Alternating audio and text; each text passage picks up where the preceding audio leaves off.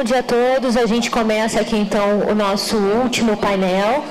Nesse painel nós temos a professora Sheila Jasanoff, que é uma das professoras mais brilhantes de Harvard conosco. Então é realmente um privilégio para nós. E a professora Sheila Jasanoff vai ser entrevistada pelo nosso grande amigo Pedro De Abreu. Pedro, que é co-instrutor aqui da Escola de Educação e Psicologia. Tá bom? Pode começar agora? So welcome back, everyone. So we're now moving to the final portion of today's program and also to the final portion of this 5-day symposium.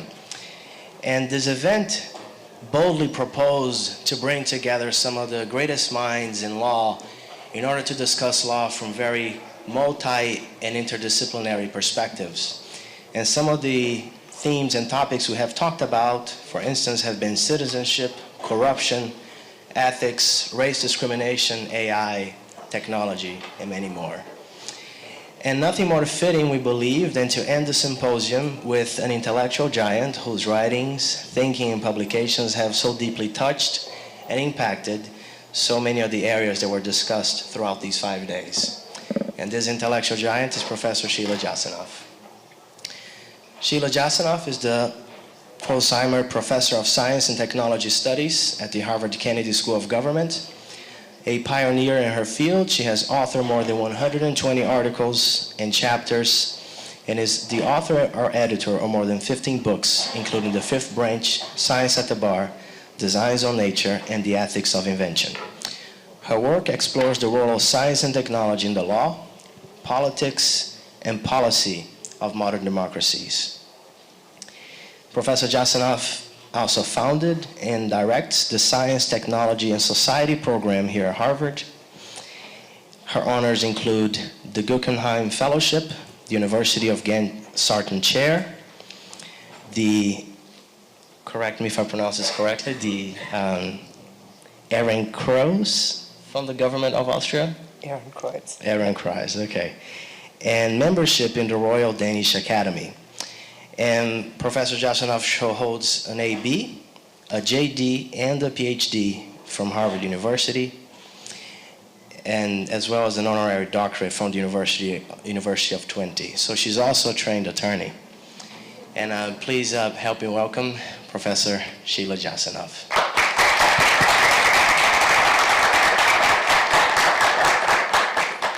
So thank you so much for being with us, Professor Jasanoff, and we'll start with a pressing and timely set of issues that were discussed on Tuesday, and which are race and law.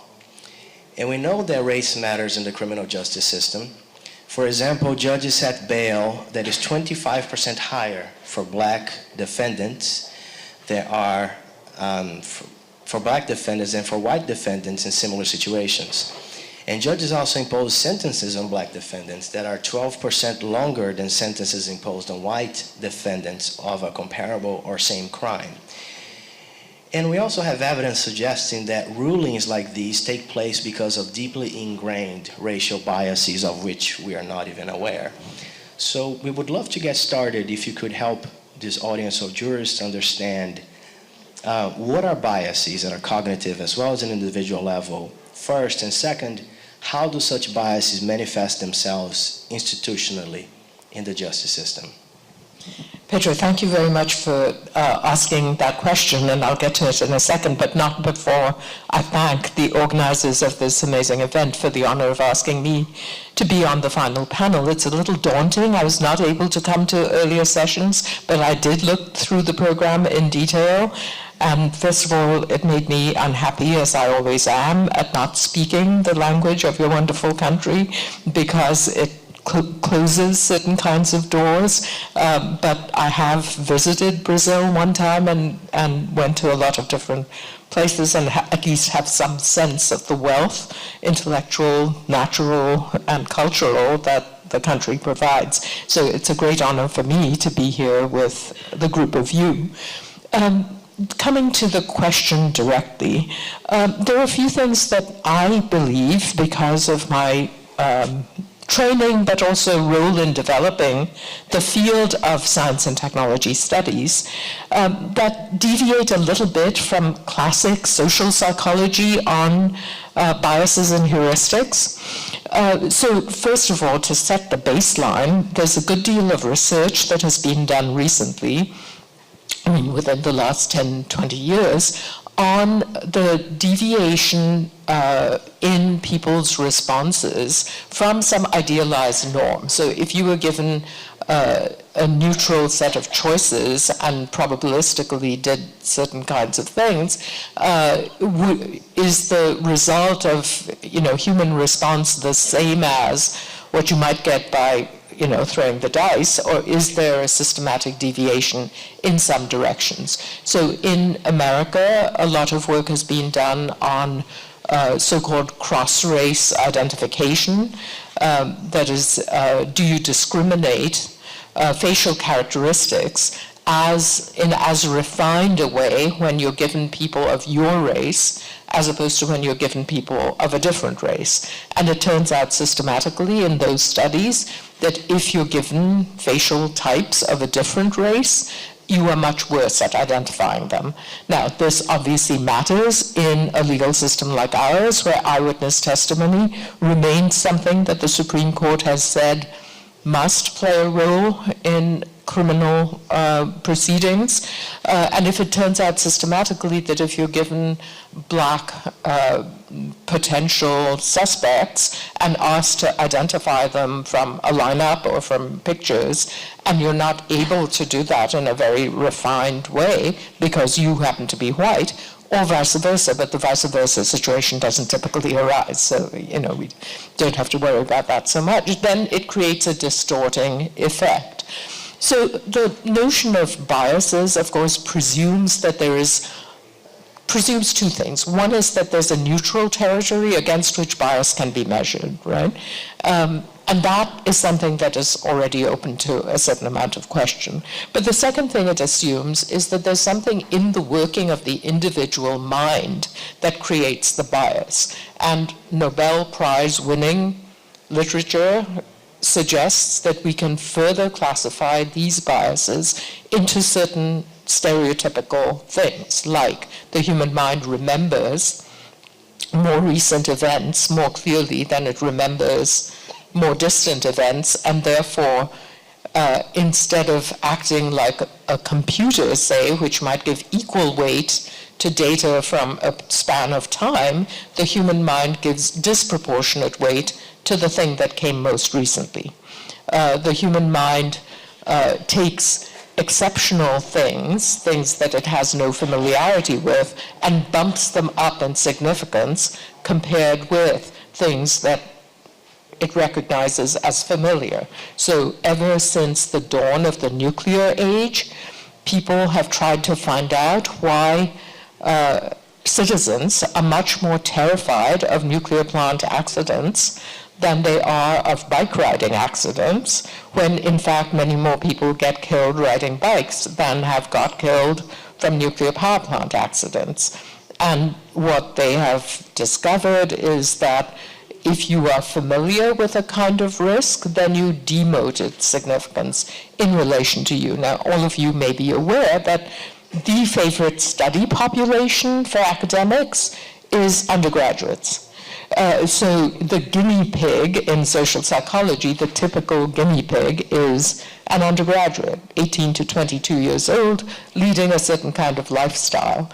And so it's not surprising that that study population over and over shows that they don't think, for instance, that contraceptives are very dangerous, they don't think bike riding is very dangerous, they don't think car accidents are very dangerous, and yet statistically, obviously, these car accidents, for instance, are taking between 30 and 40,000 lives every year in the US. It goes up and down a bit.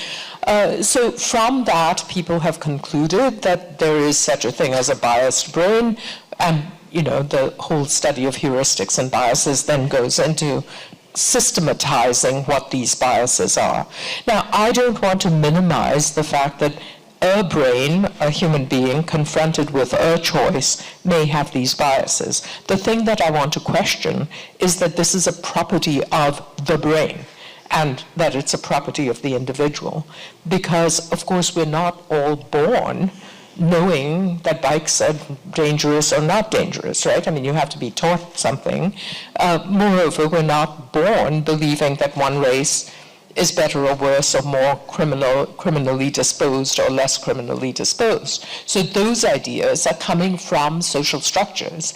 And I think that the ingenuity we have invented to look into the operations of the individual mind, especially with newer techniques of imaging, have caused us to focus disproportionately on the way individuals behave and less on the way in which social structures themselves feed certain kinds of biases. So I would say that, of course, these biases are significant, but in the search for how to correct for these biases, we need to look not just at educating the individual out of certain biases, but how these biases come to be pervasive in a social and cultural system in the first place.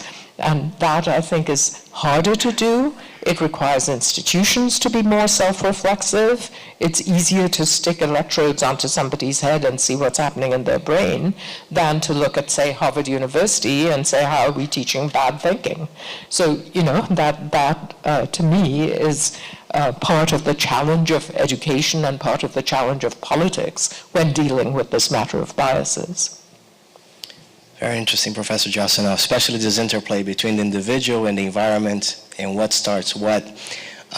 We can talk now about, we had a few panels talking about artificial intelligence, and today we talked about big data as well. So we'd love to get your thoughts on how these biases manifest themselves into the algorithms that we build. And we have, courts in the US have recently started using such algorithms to assess defendants' risk, which, open quote, ranges from the probability that an individual will commit another crime to the likelihood that a defendant will appear for his or her court date. And these algorithmic outputs inform decisions about bail, sentencing, and parole. So one issue is that the government doesn't write this code. The government buys this code from private companies. The code is proprietary, it's secret, no one knows how it arrives at the decisions that it does. And one example, because of a high-risk score in one such system, a defendant named Eric Loomis was given a longer sentence than he otherwise would have had. And just as a background, and would love to get your thoughts on how these biases we've been talking about are codified into algorithms in general, and what are the warnings that you would give jurists as well as technologists as they go about both creating as well as adopting these algorithms to make these judicial decisions? Thanks. It's a very complicated set of questions, and of course it's not going to die away. It's going to get, if anything, worse. So I think the first thing I want to say is that this is a problem that has surfaced in the legal system in connection with things like sentencing decisions, where you're getting either mistakes or discrepant results because of biases built into proprietary algorithms. But the problem is far more widespread. So one of the areas that I work in is environmental governance, and in the neoliberal era that we're in, a great deal of outsourcing is done because the federal government does not have the competence, the up-to-date capability to generate the software that it needs to carry out its decisions by itself. So throughout the federal government, an enormous amount of modeling, an enormous amount of computerized decision-making software and capabilities are actually being handled outside of government through outsourcing, and all that outsourcing immediately raises questions about proprietary information.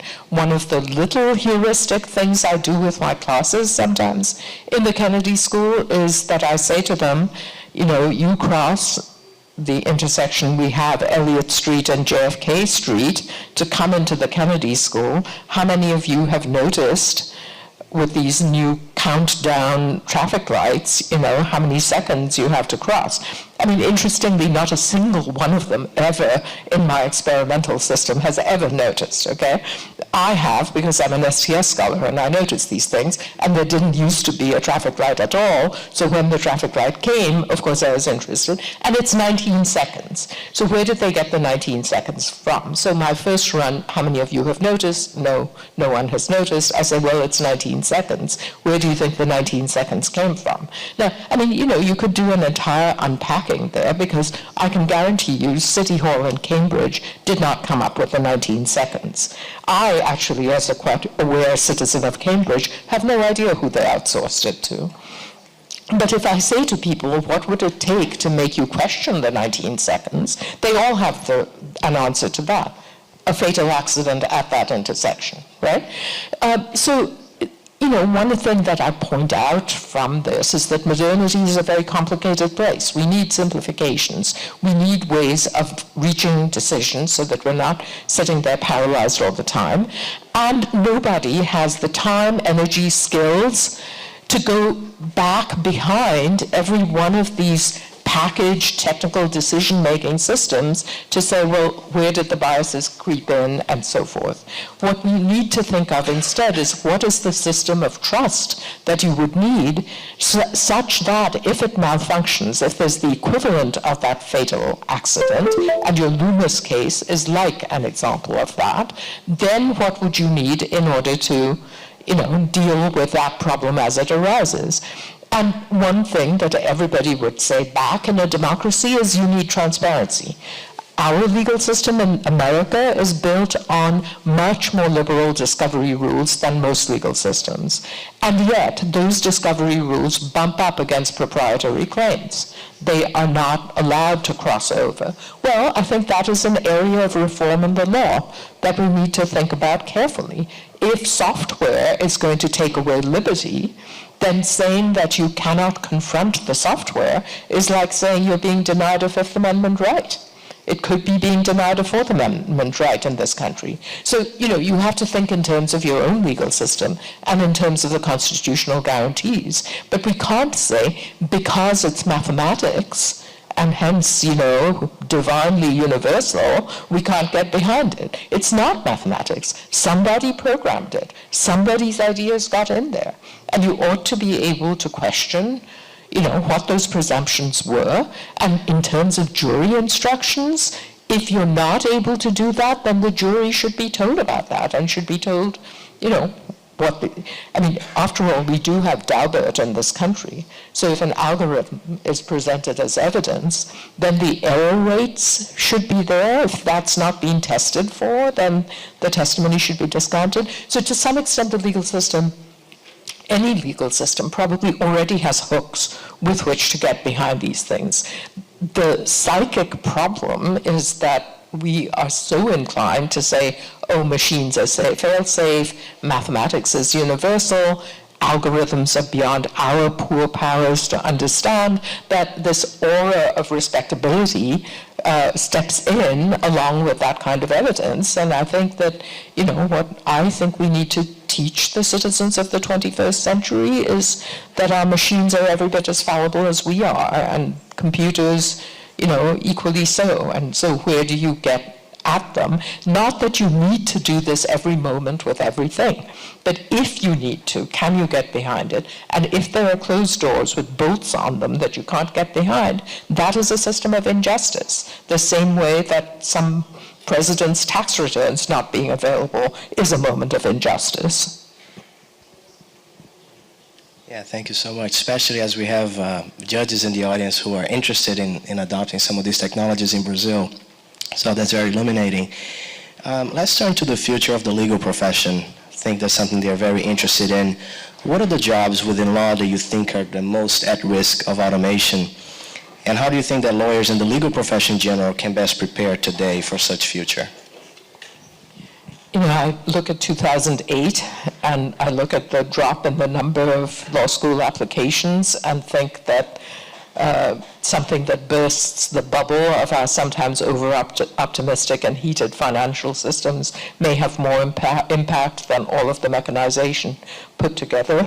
But anyway, people are interested in mechanization. But this is a very general point. An awful lot of what we do in modern societies is, in some sense, drudge work, and that is where computerized systems can do well. So do you need the trained lawyer's time to look through thousands and thousands of pages of documentation to pick out the collocation of words and phrases that are indicative of something being the matter? That kind of search function of a huge database for a particular set of things is one of the places where one can economize and get efficiency by replacing human work. But even then, I don't think that's right. I work with people who do quantified data analysis, discourse analysis, to try to identify linguistic trends. And an awful lot of judgment comes into play even there. But nevertheless, I think that by and large, the generic type of problem where the legal profession may save time and money and where lawyer time may be most at risk is problems that meet this generic set of criteria. Identical type activities, very clear input signals, what are you looking for, and then, a lot of drudgery to go through a great deal of documentation. I don't think that, so there are some studies that show that across numbers of cases, if you feed the inputs into the computer does no worse than the average judge judging those kinds of cases. For instance, in this country, for a lot of the 1990s in particular, beginning in the mid-1980s, the lower courts were caught up with asbestos litigation. Asbestos became a huge occupational health problem. It was allowed to blow into a problem bigger than it might have been because industry concealed data and many, many people got sick. That most of those cases were settled, but not before they had tied up judicial time. Another very prevalent, widespread type of case is anything to do with motor vehicle accidents, and you have to pay, some compensation changes hands. So if you have, again, these types of cases that are very generic, very frequent, consume a great deal of judicial time, and in any case are getting settled, almost in a formulaic way, maybe there you can have some computerized process where you say, if your case has the following types of indicators, then we get, that outcome out of there. But that's essentially like creating a no-fault system, right? And we've done that in this country after devastating events. And we have a human computer who does that. His name is Kenneth Fineberg. How many of you have ever heard of this man? So he is the man who crafted the settlement after 9/11, but before that he had crafted settlements in the Vietnam veterans lawsuit on napalm. He's the one who was called after the Boston Marathon. He's the one who was called by GM when they had the General Motors ignition switch accident. So he is this one-man industry who goes around settling these cases, and he comes up with rules. Like after the Boston Marathon, he said, if you didn't spend any nights in the hospital, but you have a treatable, clinically diagnosed condition, you get this much money. If you spent a night in the hospital, you get this much money. If you spent 2 nights in the hospital, you get this much money. Well, a computer could have done that too, right? We just humanize it. But that's an example of what can be entrusted to the machine. What cannot be entrusted to the machine is changing ideas of justice. These days in America, you have to think about sexual harassment. And we know who spearheaded making that an offense in the first place. A computer could not have done that. A computer would have taken maybe the average treatment of women and used that as the baseline and said, well, this is the norm, so why deviate from it? So to the extent that we, as progressive thinkers, as people caught up in the talons of modernity, with a lot of standardization, think that the standard is wrong. I mean, I am a child of the Indian independence movement. My parents were involved in the Indian independence movement. So to some extent, I still see the world as in need of a lot of reform. And machines are not going to reform us. Machines are status quo. We program them. And it's well to remember that when we're thinking about futures, reform, change, justice. We're not in an equal world. Professor Jasanoff, we have just a follow-up on that. We have this incredibly large population of attorneys in Brazil. And one of the reasons being is because you don't have to have a bachelor's degree in order to go into law, but law is the bachelor's degree in itself. So the market seems to be incredibly saturated there. And one assumption that might be problematic when we talk about machines and when we talk about the jobs that will exist and will not exist, I think is the assumption that everyone is able to do the work that is more creative, like the idea of justice, for instance. And what do you say to that? Like, do we all have this capability, you find, of engaging in this more abstract level thinking? And is there a migration that will necessarily happen? Or do you think there'll be job displacement across sectors? Attorneys would find that they just can't be in law and they'll do something else, for instance? I mean, again, that's a kind of question that could keep us here forever. And since this is the concluding session, I think a hope is that it will, in a sense, keep you here forever, but not by sitting imprisoned in your chairs in this room, but that you'll carry away ideas that will stay with you forever. So, I think, again, this is a whole sort of challenge for societies of the future.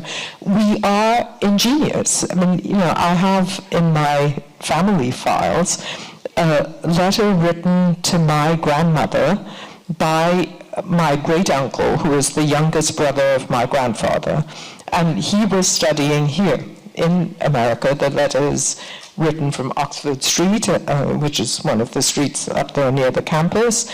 And he's writing to this sister-in-law that he's never met, congratulating her on the marriage, and talking about how amazing it is to him that people don't have to sweep because they have vacuum cleaners. And so he's writing to this unknown woman about, the differences in domestic activity.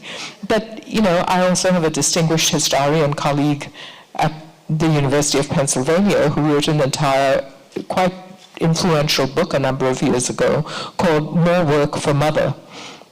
And what she did was trace the impact of these domestic technologies on what actually happened to women's work, and discovered, the expectations of what women were now responsible for changed alongside their work. So, standards of cleanliness became such that you had to push that vacuum cleaner more than you might have had to sweep before. So technological change is a very complicated thing. How it intersects with behavior is a very complicated thing, and we have to think about that. Now, it is quite possible. The very specific question you're asking is, does everybody have the same level of creativity that they can engage in these path-breaking jumps? Well, obviously not. Otherwise we wouldn't have the differentiation we have in creativity across, all of the different sectors. It's not just legal creativity, it's writing fiction, making movies, doing dance. You're a country where that is a pretty important form of creativity. So not everybody has that, but in the educational system, which many of you are committed to, we don't act as if we know the limits of your creativity ahead of time. We try to create a substrate in which people are given the opportunities. And shutting off those opportunities is what worries me. So creating a mechanized environment in which we already know ahead of time This is something, educational systems that have experimented with like the 12+ exam that many countries did, that already by the age of 12 we know whether you're going to be a drudge in society or a thinker in society, and so we channel you that way. I mean, those have not turned out to be extremely successful. I would much rather see experimentation with hours of work and flex time and, all of these other kinds of innovations, which also are happening, of course. And I would also like to think about what resources we give to people to do the things, to use their time. I stopped watching television many, many, many years ago, and I'm appalled whenever I have to watch television. But if you look at the way people spend their time, it's, it's like that is already mechanized, but nobody's talking about that. Nobody's talking about the way in which the average 6 hours or whatever an average American spends in front of the television screen affects their creativity and their mental flexibility and their ability to vote as thoughtful citizens of a society. So I think that we need a kind of, the term in my field is reflexive. Think back on yourself. What is it that you're doing or not doing as a society? So it's a problem that I think transcends the law. It's about being in this era of rapid change in which we have enormous capabilities, but I don't think that we're tending to the question of, what is a thoughtful human being supposed to do with these resources that we're opening up. Instead, I think we're, to some extent, imagining people as just being deficient machines. And I hate to say this, I don't think we are deficient machines. I think machines are deficient humans. Thank you, Professor Jasanoff. So that's a nice segue. We have 2 concluding questions, and the first one of which is, what are the big changes that our society will have to deal with, and how we can be better prepared to address them?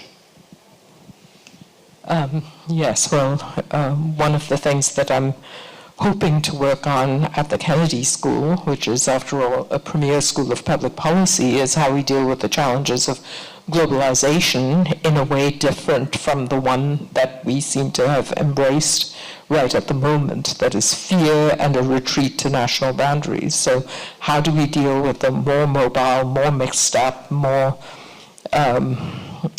producing more encounters that people are unhappy with for some reason? How do we recognize that there is a world to be governed and take our place in it?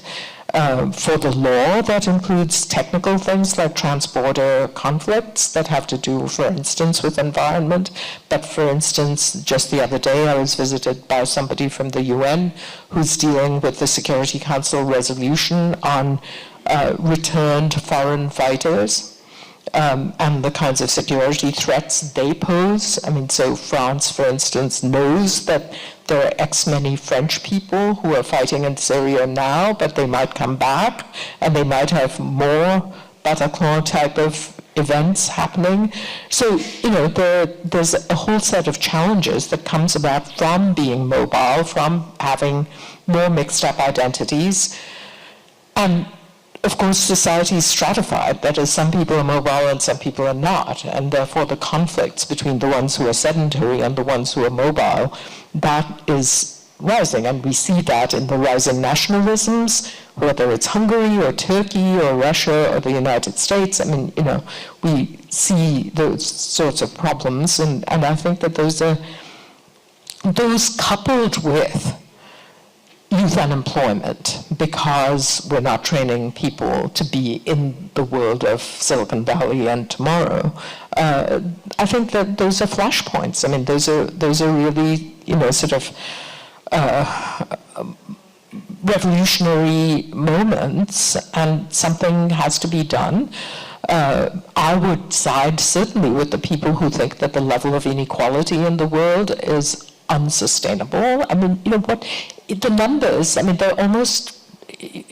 they're hard to grasp. If 5 people in the world own as much wealth as half the bottom earning people in the world. I mean, what does that mean? I mean, what does it mean that we've allowed this world to come into being, and what are we going to do about that? And I think that all of us have to sort of say, where do I stand and what can I do in relation to it?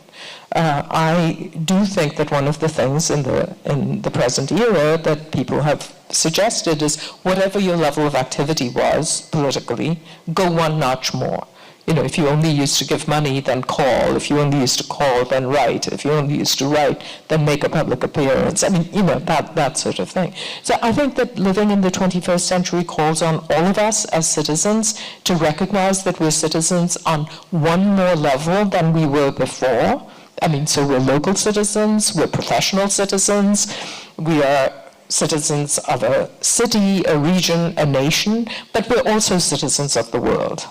I happen to be an early import into that citizen of the world category. But I think we all are now. So I welcome you to this strange territory. And I think to inhabit that is one of the greatest challenges of now. Thank you so much. So we have one last question, after which we'll open the floor for questions from the audience. So you feel free to step up to one of these microphones for a few minutes. And so we'll close on a positive note. And in the Brazilian flag, you find the saying, order and progress. And the theme of the event is institutions drive progress, the affirmation that they do. And I guess we would love to end this symposium with your thoughts on how can, in fact, institutions drive progress. Ah, yes, institutions. Many people in my field, science and technology studies, tell me, you know, oh, Sheila, your work is unique because you look at institutions. And I think to myself, you know, what a strange thing to say. But it is a fact that people often think just of individuals and then to some degree of nations and forget the role of institutions, like the one that you're seated in.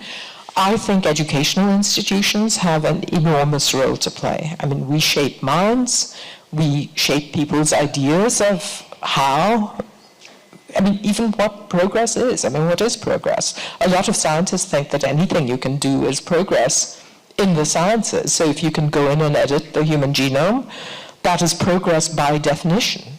But you know, there are lots of reasons to think that that's a simplistic account of progress.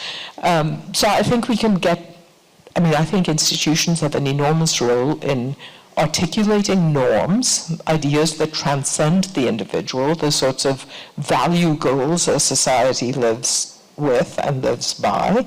I think institutions educate people to inhabit those norms in some sense.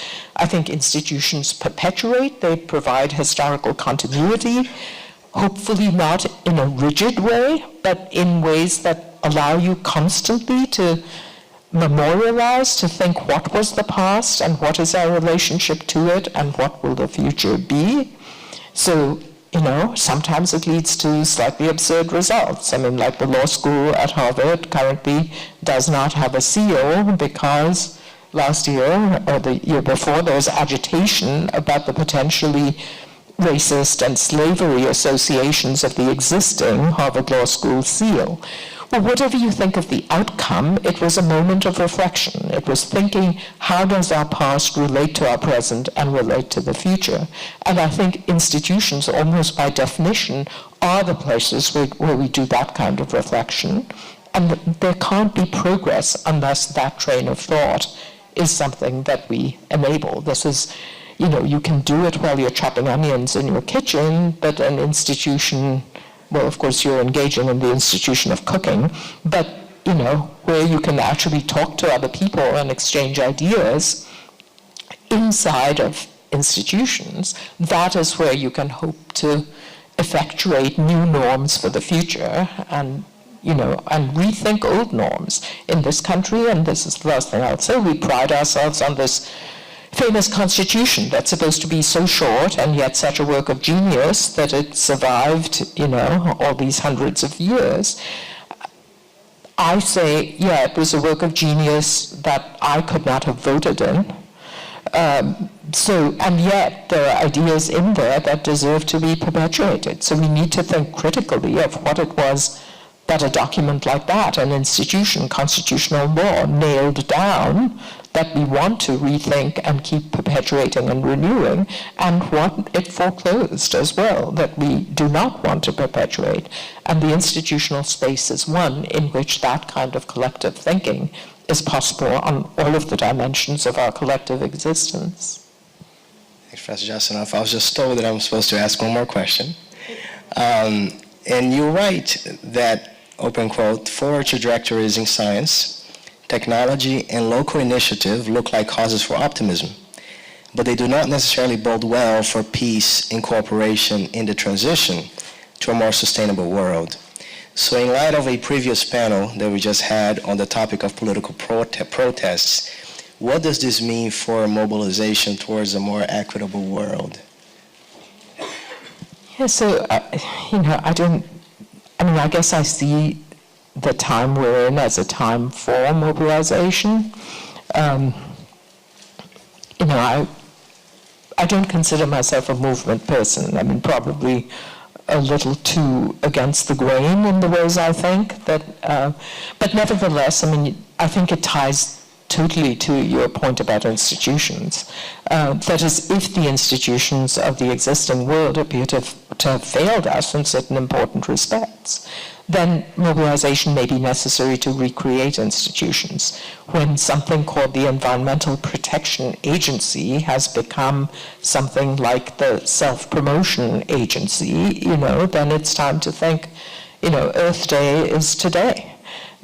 So what can we do to say what we think about the Earth? It happened X many decades ago, but maybe there is a renewal necessary, and maybe it should not be at the national level, but ought to be done in some other set of ways.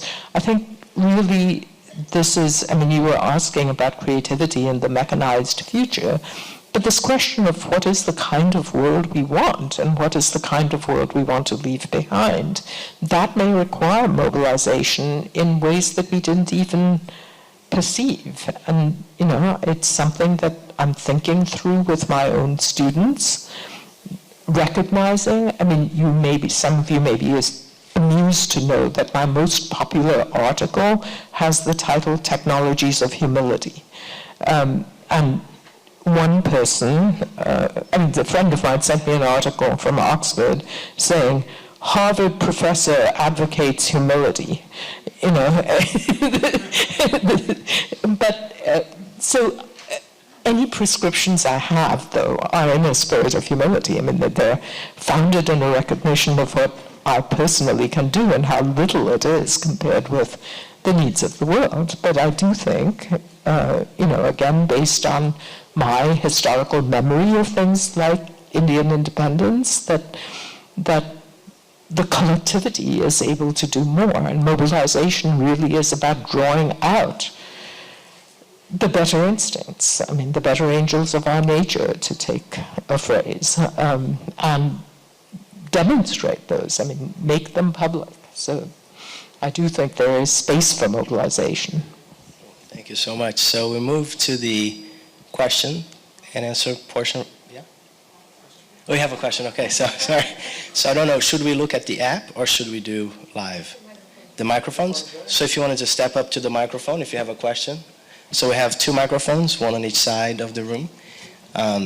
Step up to the microphone if you have a question. Professor Sheila, talking about judgment biases, what do you think is more accountable, algorithms or the judge's mind? You know that any trained lawyer will say it depends. I know a lot of very interesting decisions that have been handed down by judges. I also know, how few decisions really conform to the case method that we're taught in law schools, where you're given a very difficult case and you walk through the reasoning and so forth, as you know, no doubt, more than 95% of all civil litigation, probably more than 98% at the moment, they get settled. So in doing a settlement, it's possible that the kinds of data inputs that you need to come up with a fair settlement might well be fed into a machine, and there's no guarantee that a judge would do it better.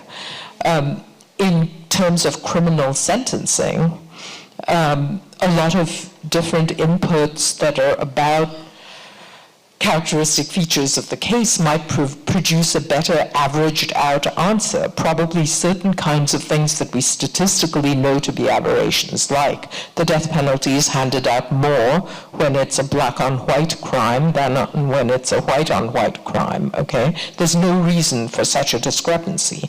And, you know, you could imagine a system in which the judge should not be making that decision, the computer should be making that decision. However, the computer's workings are only as good as our societal biases at any given moment. And we make scribal errors, and we make all kinds of other errors of things we fail to count that are important.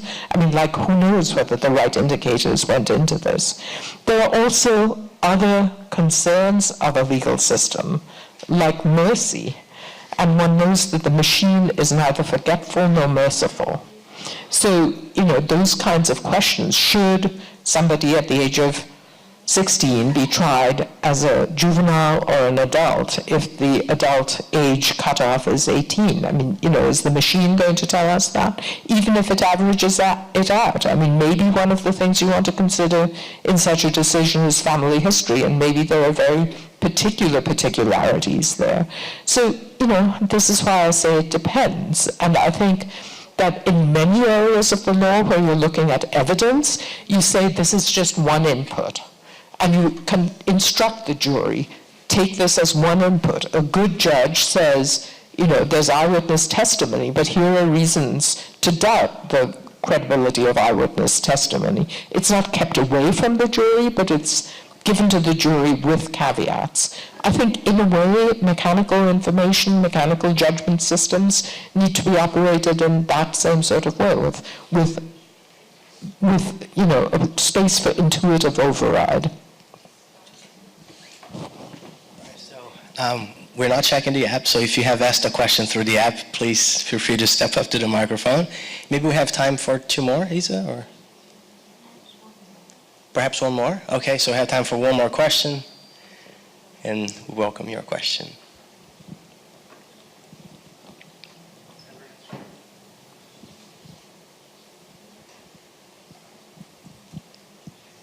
So I'm making an linguistic question.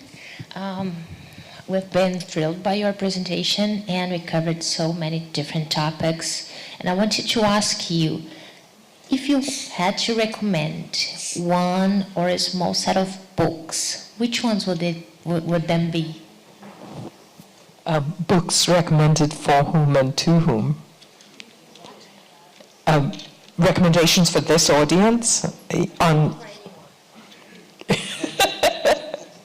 That's a very tall order. I mean, I can tell you books that have influenced me.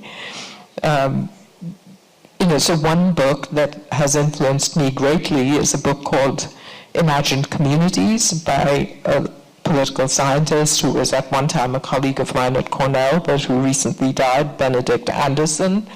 And the reason that that book was influential for me is that it pointed out that classifications we take for granted in the world are acts of imagination. He pointed out that a nation is a nation because we imagine ourselves to be part of it. A statistician might come along and take measurements of, you know, a segment of the population in Brazil and a segment of the population in America and find that they're identical. And yet, the self-identification is a different thing.